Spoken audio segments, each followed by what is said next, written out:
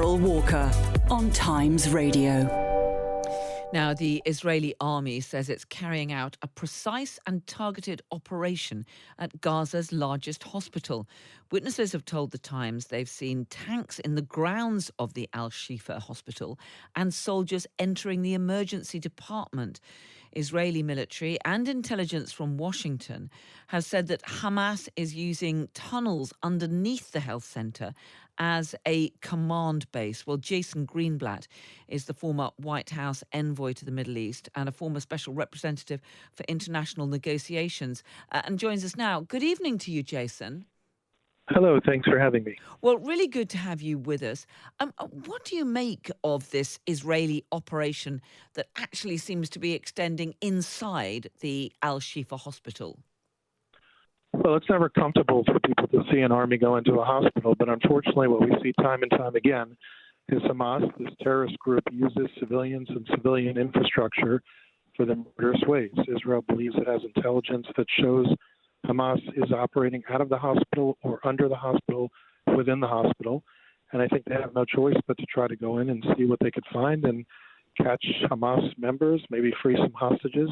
We don't really have enough details yet to know, but I do and not to interrupt the services of the hospital in terms of their operation itself.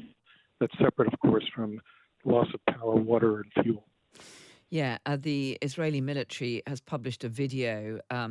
This hasn't actually been verified independently, but it says it shows Hamas weapons and equipment that were actually found inside the hospital.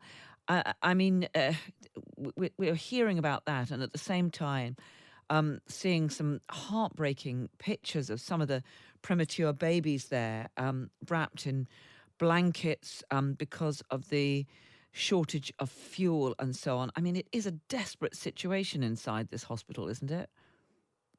It certainly is. And look, this is what happens, unfortunately, when you have a war. You have these killers who murdered countless Israelis, babies, burned babies, raped women, and now Israel has to try to make sure it doesn't happen again and protect its citizens, so it has to go in. And the task is to root out Hamas. That unfortunately includes tragic loss of life on the Palestinian side, innocent people, babies as well. But the choice is, it's a tough choice. Do you let Hamas continue to operate, which, by the way, is terrible for the Palestinians there as well? Or do you finally try once and for all to root them out, which will save Israelis and Palestinian lives in the long run? Do you think, though, that there is a risk that the operations like this inside a hospital, many patients there clearly unable to leave, the concerns that have been raised by many of the aid agencies about the lack of fuel, the lack of medical equipment, the lack of water and food and so on. Is there not a risk that Israel could lose some international support? It certainly could, but I think, first of all, we have to realize that the lack of all these things is because Hamas uses them. Hamas has fuel. It uses it to fuel rockets to attack Israel. Hamas has access to water. Everything that the Palestinians need, Hamas either has or was responsible to give them. So it's true. It's a situation that the Palestinians who are in the hospitals and innocent Palestinians are suffering. But the blame lies squarely with Hamas. Israel may lose international support, but regardless of international support, I don't think it can do anything other than what it's doing. And I think any proper leadership of any country would do what it's doing despite the tragic loss of Palestinian lives. We've had a big debate here in the UK tonight, a very emotionally charged debate in the House of Commons about whether there should be a ceasefire or humanitarian pause in Gaza. The Labour opposition, like the British government, backing this idea of humanitarian pauses but not a ceasefire. Do you think that humanitarian pauses are going to be sufficient to just prevent more loss of life? Well, it's important, as you've done, to distinguish between the two. I'm very against the ceasefire. A ceasefire does nothing other than perpetuate what happened. There was a ceasefire on October 6th, and Hamas once again broke it. Humanitarian pause is a different issue. If there is a way that Israel could comfortably assure itself that Hamas is not going to use that humanitarian pause saw multiple humanitarian pauses to rearm, to gather again, to do all sorts of nasty things to try to attack Israel, I'd be in favor of it. But it's a very tough thing to figure out how to do that. But if there's a way to do that, I certainly would support it. Ceasefire, definitely not. Yeah, the UN Security Council has voted tonight in favour of a resolution calling for urgent and extended humanitarian pauses and corridors throughout Gaza. I mean, we've seen some brief pauses, haven't we, which have allowed some people to leave the north of Gaza. But it does sound as though there's increasing pressure for Israel to do more to make sure that humanitarian supplies get through. Look, the UN to me has almost no, perhaps zero credibility when it comes to Israel. If anyone is going to work on it, I'd rather see the U.S. government, perhaps the UK government.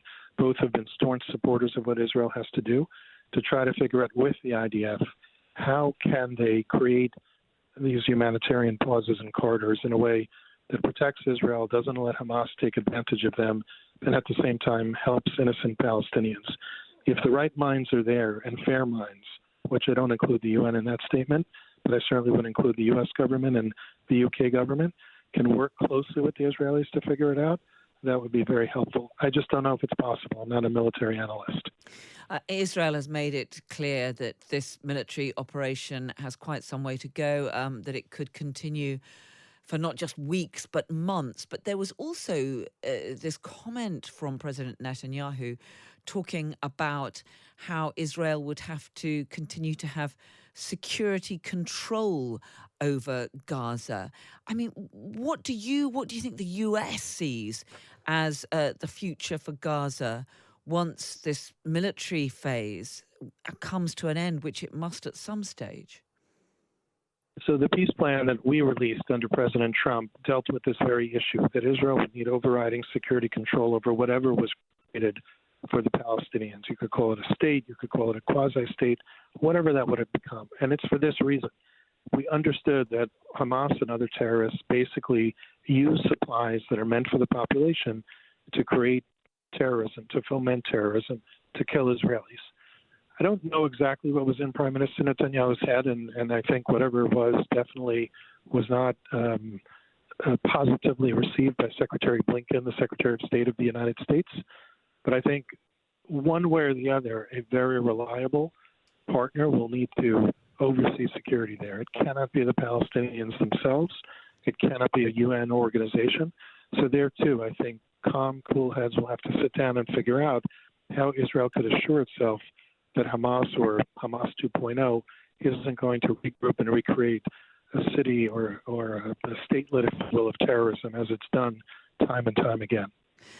Just finally, do you think that the United States, which clearly has a hugely important relationship with Israel, very, very influential, should the US have been doing more in recent months and years to try to get more diplomatic progress on the long-running hostilities between Israel and the Palestinians? Because it does appear as though that the lack of any diplomatic progress was at least a factor in what has happened now.